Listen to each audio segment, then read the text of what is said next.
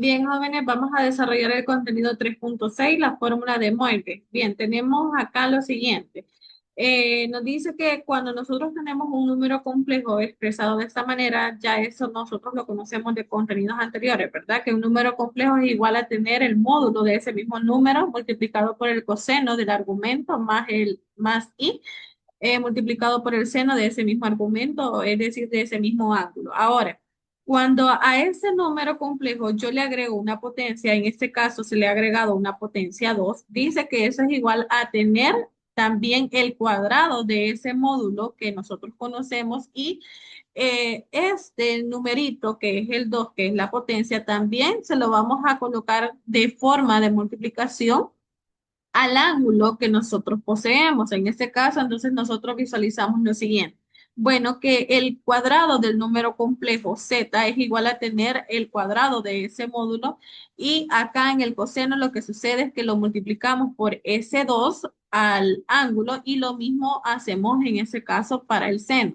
Tenemos el ángulo teta y lo multiplicamos por 2. Y esto va a ser relativo según el número que nosotros estemos trabajando. Es decir, si acá yo tuviese por ejemplo, la potencia 3, ese número complejo elevado a una potencia 3, entonces esto me quedaría de esta forma. El módulo elevado también a la potencia 3 multiplicado por el coseno, ya no de 2, porque ahora mi potencia es 3, entonces aquí tendría el triple o el 3 multiplicando al ángulo teta o al argumento, como también nosotros lo conocemos, ¿verdad? Y a eso le vamos a sumar y seno ya no del doble de teta, ahora sería de 3 por ese ángulo teta. Y eso es relativo según la potencia que nosotros estemos utilizando, ¿verdad?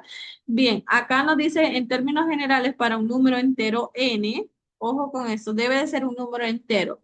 Me dice número entero, es decir, que puede ser uno, 2, 3, 4, etcétera, hasta infinito positivo, o puede ser también un número negativo, pero siempre debe de cumplir con ser entero. Ahora nos dice que se cumple lo siguiente, que si yo tengo el número complejo z elevado a una potencia n, eso es igual a tener el módulo de ese número complejo elevado a esa potencia n. Y lo que hacemos con esa potencia n es que al ángulo no lo vamos a elevar a esa potencia, no, lo que hacemos con ese ángulo es que se lo colocamos en manera de multiplicación, tanto a la razón del coseno como también a la razón del seno. Bien, ya una vez teniendo esto, nosotros nos damos cuenta ya en la parte de, vamos a resolver el literal A de la parte de problemas, pero antes de eso vamos a ver lo siguiente, que a esta expresión, a todo esto que nosotros tenemos acá, dice que para la potencia enésima de un número complejo, a esa expresión le vamos a conocer como la fórmula de Moivre. Bien, ahora entonces vamos a resolver el problema del literal A de la parte uno de la parte de ejercicios. Entonces nos dice lo siguiente, que para un número complejo z igual a 2 coseno de 15 grados más y seno de 15 grados determina lo siguiente. A ese número complejo que a mí me proporcionan, yo en ese caso voy a resolver ese literal A. A ese número complejo yo lo voy a elevar al cuadrado. Bueno, entonces acá tengo que el literal A va a estar elevado al cuadrado. Ahora, esta fórmula que está en verde es la fórmula general, que a mí me dice que según la potencia que yo tenga, ese número yo lo voy a elevar el módulo a esa misma potencia y lo que hago aquí, repito, con los ángulos es que lo multiplico. Entonces aquí, este 2 que yo tengo por acá vendría siendo mi potencia n.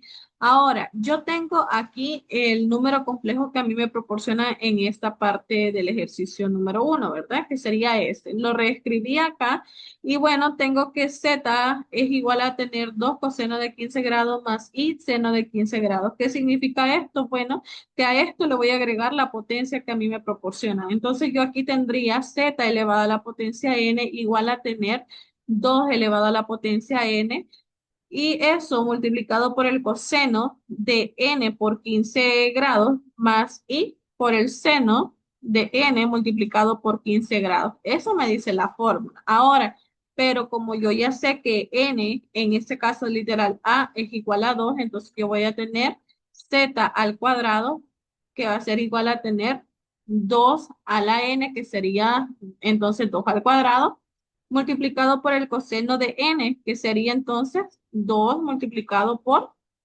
15 grados más i por el seno de n multiplicado por 15 grados, es decir, también de 2 por 15 grados. Bien, una vez ya tengo eso, continúo desarrollando.